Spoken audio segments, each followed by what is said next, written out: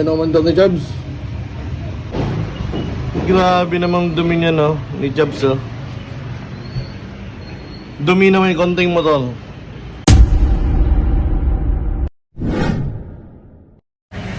Good day mga port. Ngayon, araw na to, samahan nyo ako maglinis tayo ng mga motor. Dahil nga na-busy tayo itong mga nakaraan dahil nag-holiday, hindi natin gano'n nagagalaw yung mga motor natin.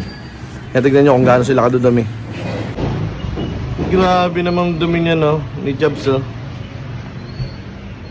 Dumi na may konting motor.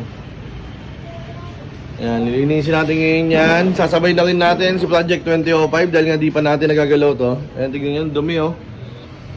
Itong holiday lang yan, hindi natin naasikaso. Ngayon, lilinisin natin tong dalawa na to. Tapos, kakabit na natin yung headlight ni Project 2005. Ayan, tinimpla natin na pang sabon natin mga board. Joy yan, hindi tayo gumagamit ng detergent. Kasi matapang masyado yan, nakasira sa kaya ngayon, ito Joy muna. Unahin natin sa taas syempre, bago sa baba. And ito lang yung panlinis ko lagi, detailed brush mga board.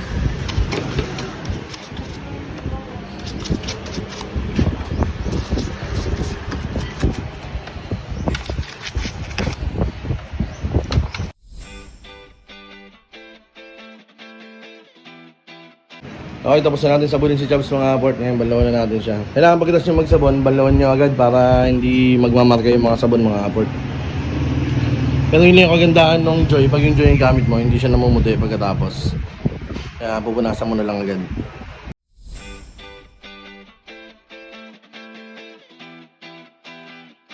Okay, banlaw time!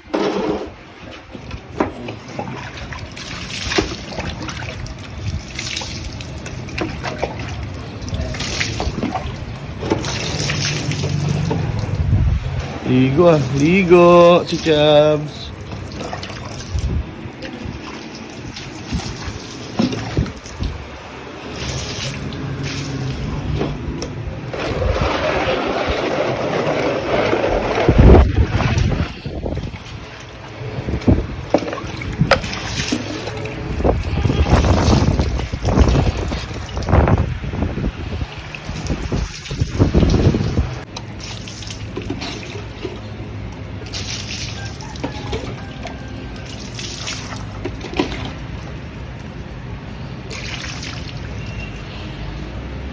Ganun lang kabilis mga ports. Pero hingalingal ako. Gago! Ay, ba dyan? Tutuyin na lang natin ito si Jobs. Tapos si Project 2005 naman next. Next ka na at mao pa. Pwede na! Sarap pa pala tignan eh. Kahit walang kahay. Pag malinis ka eh. Pwede na! Ito mga port, pagkitas maglinis, unahin ko lang munang tuyuin tong mga alloy kasi magmamarka dyan yung tubig. Kaya kailangan tuyuin natin agad dyan. Ayan, napunasan na natin yung mga alloy parts. Ito talaga nagkaroon siya ng mga marka-marka. Lilinisin natin mamaya yan. Tayo natin tanggalin. Tapos habang hinihintay natin siya matuyo, ipapakita ko sa inyo yung mga sorpresa natin kay Jobs na ikakabit natin sa kanya ngayon. Konti lang naman, mga konting detalye lang. Ito yung sinasabi kong sorpresa natin kay Jobs. Ito isang pirasong detailed nut na close. Yan. Ipapalit natin yan dito. Yan, dyan. Yun natin kakabit yan. At syempre ito, isa may nag-sponsor sa atin. Kasi wala naman nabibili talaga nito para kay Jobs. Ayan, yung tensioner GLP. Pag binili kasi ito kasama yung tappet, kasama yung isang tappet set ng Mio. So kaparehas natin ng tensioner yung Mio kasi ito. Ayun, naka-manual tensioner na tayo pero hindi siya JLP. Ngayon, papalitan natin siya nito mga port. Yo. So, kabit na natin to. Baka kabit pa ng iba. Gago! Ay, ba dyan? Ito na yung luma natin tensioner mga port. Palitan natin to ng JLP. Sa kasamaang palad mga port, hindi pala swak itong JLP na tensioner dun. Pero sa pagkakaalala ko, pang Mio itong binili ko dati. Pero hindi swak ngayon. Magkalayo yung butas. Ayan o, nakikita nyo, mas malayo. Ito na lang, tingnan natin yung gasket. Yung gasket na gagamitin natin ito.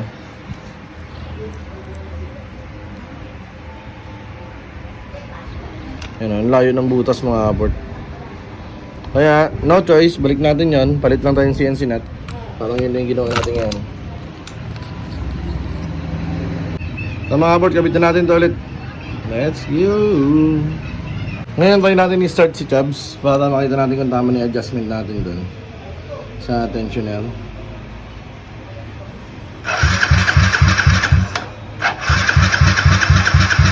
Uy, ayaw ah.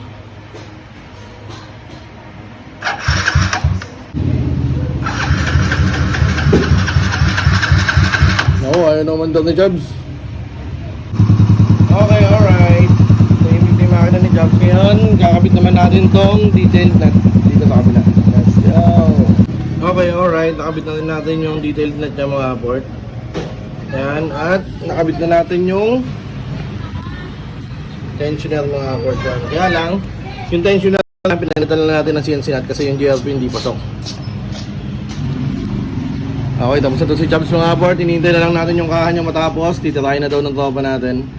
Tapos ngayon, tutukan naman natin si Project 2005 naman linisin natin mga port.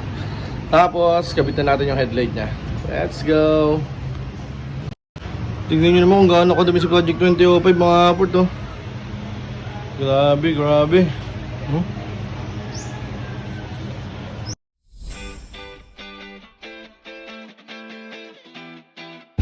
Okay, alright. Isang banlaw pa mga port. Tapos tutuyin na natin ito si Project 2005. Bago natin kakabit yung mukha niya mga port. Yan, ang tagal niya ng ganyan eh.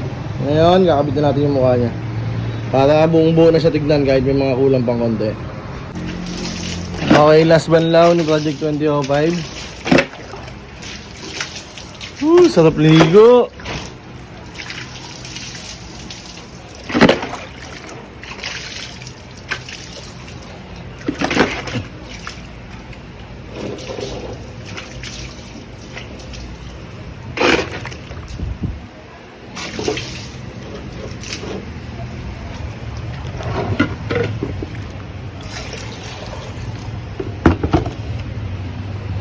Sarap ligo ni Project 2005. Okay, alright. Yan, tutuyuin na lang natin yan mga port. Tapos, kakabit na natin yung headlight niya.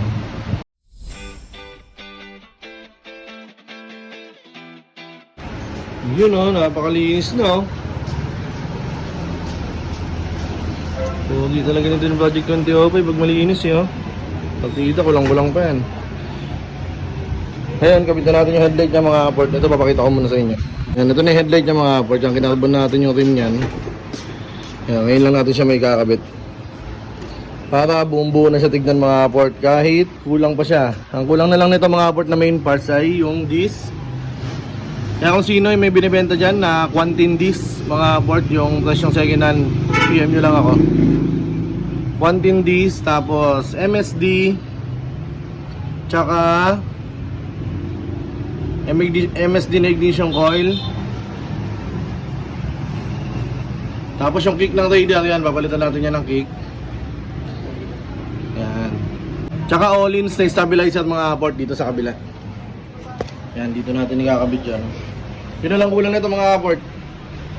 Sa makina wala pang plano, pero darating tayo dyan mga port. Pero ilalapag muna natin to ng stock engine. Tapos, doon mag-decision yung may-ari kung ano pa yung mga i-upgrade natin. Let's go! Okay, alright. Buong-buo na. Buong-buo na si Project 2005. Let's go, let's go! Pogi naman, no? Tapos, meron tayong ilalabas na sorpresa para dito kay Project 2005. Dinatapos ko lang mga port. Pero tiyak na magugustuhan nyo ng mga Pantra lover. Pantra lover. Okay mga port, hanggang dito na lang muna tayo. Kita-kits tayo sa mga susunod na video. Bye-bye!